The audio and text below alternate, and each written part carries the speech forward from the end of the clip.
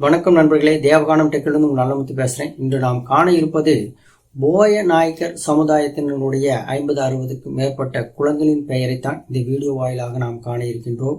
இந்த குளங்களிலே பங்காளி உறவுமுறை என்று சொல்லப்படுகின்ற அண்ணன் தம்பி உறவுமுறையுள்ள பங்காளிகள் குளங்கள் எது, அதே போன்று இந்த குலத்தினர் மனைவினை கொள்கின்ற குளங்கள் எது என்பதை பற்றி தனித்தனியாக பிரித்து எழுத்து வடிவிலே இட்டுள்ளேன். அதைத்தான் நாம் காண இருக்கின்றோம். இந்த குளங்களின் விவரம் எல்லாம் எதிலிருந்து எடுக்கப்பட்டது என்று சொன்னால், கரூருக்கு மேல் பாகத்தில் உள்ள சின்னத்தாராபுரத்துக்கு அருகிலே உள்ள கன்னிவாடியில் உள்ள ஆதிநாராயண பெருமாள் கோவிலுடைய மடாதிபதியாக இருந்த வெங்கடசாமி ஐயர் அவர்களுக்கு திருமலை நாயக்கர் ஆட்சி காலத்திலே, அதாவது சுமார் 460 ஆண்டுகளுக்கு முன்பாக எழுதி கொடுக்கப்பட்ட செப்பு பட்டயத்திலே இந்த குளங்களின் பெயர்கள் எல்லாம் உள்ளது. அதை இப்பொழுது அவருடைய வம்சாவளி வாரிசான மடாதிபதி அதாவது மோகன் ஐயர் அதை பாதுகாத்து வந்து கொண்டிருக்கின்றார்.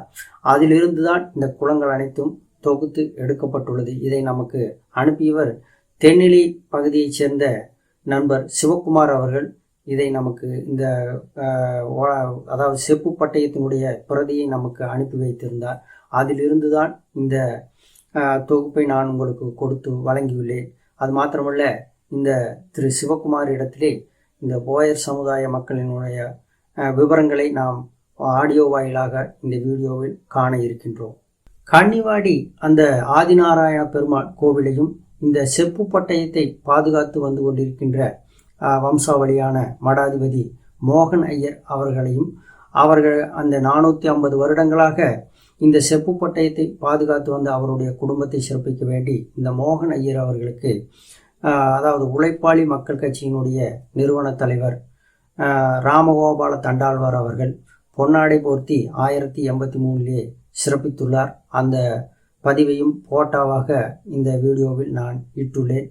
பார்த்து கூடுதல் விவரங்களை நீங்கள் தெரிந்து கொள்ளுங்கள்.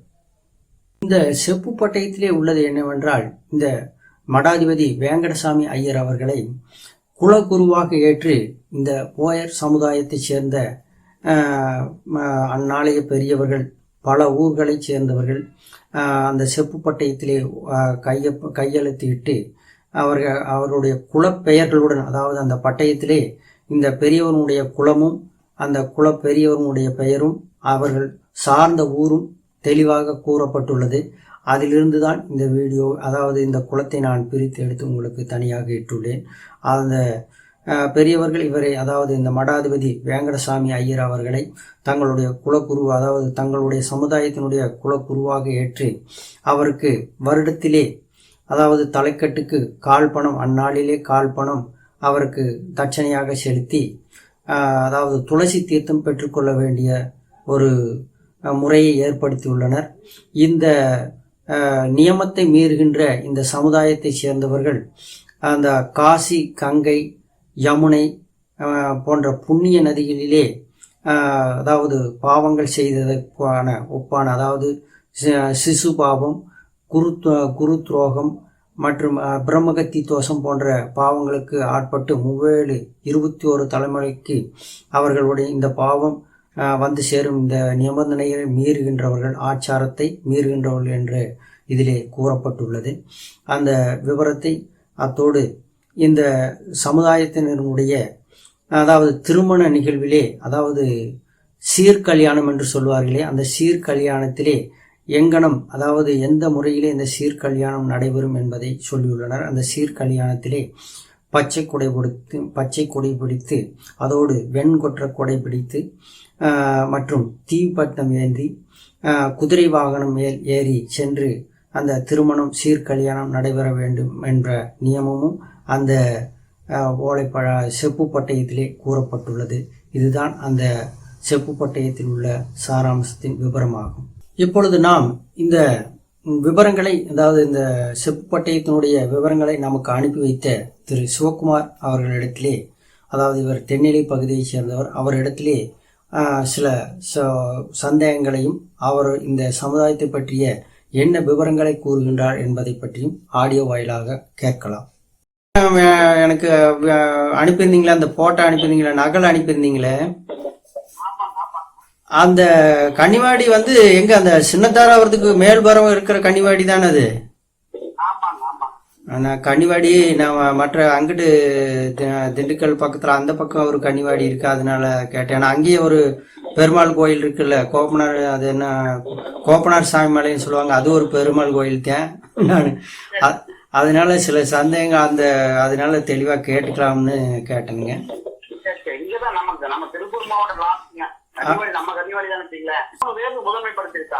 சரிங்க. அதுல வந்து பாத்தீங்கன்னா மண் ஒட்டா நாய்க்கர் ஒரு குரூப்புங்க. ஆமாங்க. வண்டி ஒட்டா நாய்க்கர், அடுத்து சுண்ணாம்பு ஒட்டா நாய்க்கர் ஒரு குரூப்புங்க. சரி.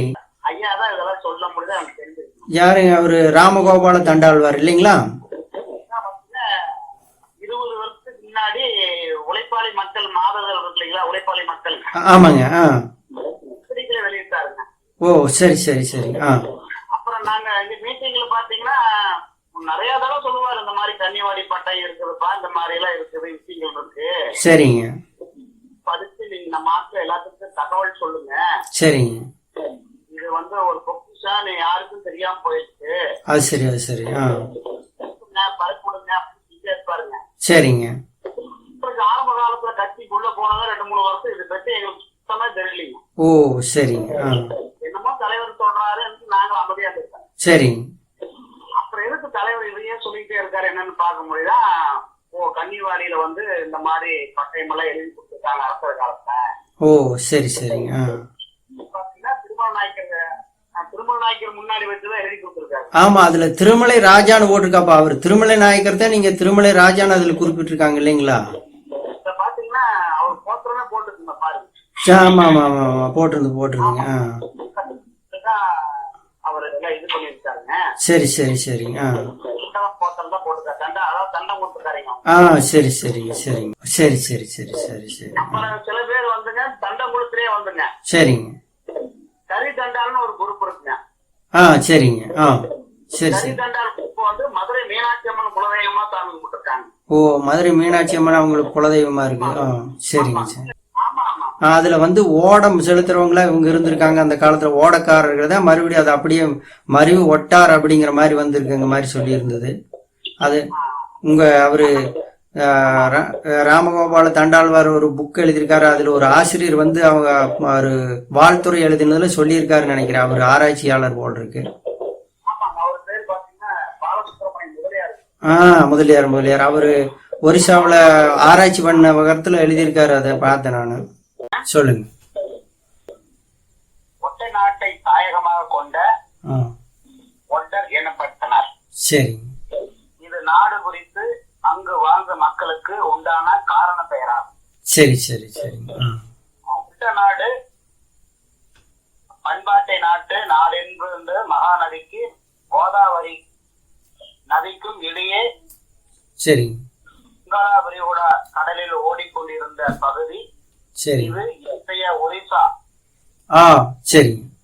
மேற்கு வங்க மாநிலத்தில் தென்பகுதி, ஆந்திரா மாநிலத்தில் வடபகுதி, மத்திய பிரதேசத்தின் கிழக்கு பகுதியில் ஆகியவற்றை உள்ளடக்கி சரி ஒட்ட நாட்டை, அது வந்து ஒட்ட தேசம் இல்லைங்களா? அதாவது ஒடிசா மற்றும் மேற்கு வங்கம் வரைக்கும், கிழக்கு வங்காள விரிகுடாவோட சேர்த்து ஆந்திரா வரைக்கும் இருக்கிறது இல்லைங்களா? இந்த போயர் சமுதாயத்தை சேர்ந்த அரசர்கள், சிற்றரசர்களுடைய பெயர்களை சொல்ல முடியுமா?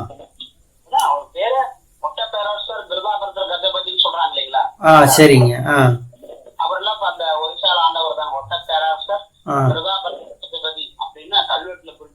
அப்ப அது இல்லாம வேற அவருடைய வம்சாவளியினர் ஆராய்ச்சி சொல்ல முடியுமா? அது இல்லாம வேற அரசர்கள் பேரு சொல்ல முடியுமான்னு கேக்குறேன். 2 அரசர்கள் பேரு சொன்னீங்கன்னா நல்லா இருக்கும்.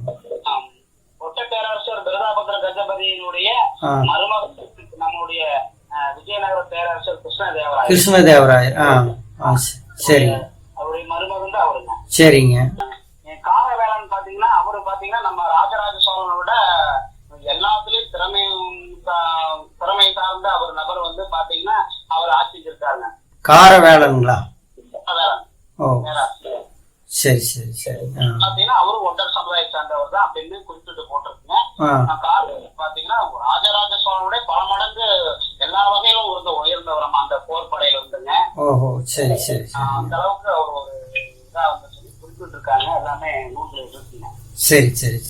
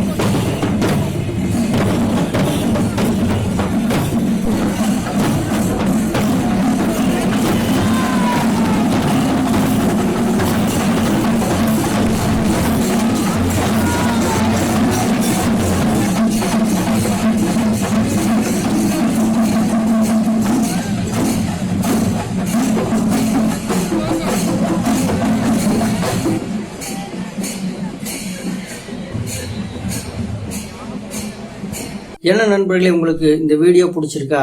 இந்த வீடியோ பிடிச்சிருந்தா லைக் பண்ணுங்கள், ரொம்ப பிடிச்சிருந்தா உங்களுடைய நண்பர்களுக்கு ஷேர் பண்ணுங்கள். மறக்காமல் தேவகானம் டெக்கை சப்ஸ்கிரைப் பண்ணுங்கள். மீண்டும் ஒரு நல்ல பதிவோடு நான் உங்களை சந்திக்கின்றேன். நன்றி, வணக்கம்.